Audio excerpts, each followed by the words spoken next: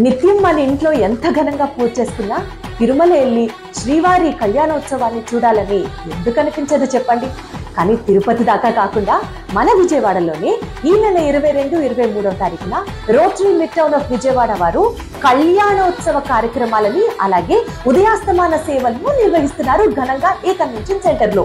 22 మరియు 23వ తారీఖున పొద్దున్నే సుప్రభాత సేవ, కొలువు తోమాల సేవ, అలాగే సహస్రనామార్చన, అలాగే శ్రీవారి కళ్యాణోత్సవానికి ముందుగా శ్రీవారికి పసుపు కొట్టు కార్యక్రమం, శ్రీవారి తిరుమంజనం మరియు అష్టోత్తర శత కలశాభిషేకాలు, అలాగే శ్రీవారి కళ్యాణోత్సవం మరియు ఏకాంత సేవ.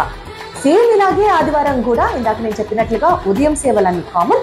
దాంతో పాటు శ్రీవారికి సంబంధించిన తిరుప్పావడి సేవ, శ్రీ పుష్పయాగం మరియు స్వామివారికి ప్రత్యేకంగా ఏకాంత సేవా కార్యక్రమాన్ని కూడా నిర్వహిస్తున్నారు. ఈ కార్యక్రమానికి అందరూ ఆహ్వానితులే.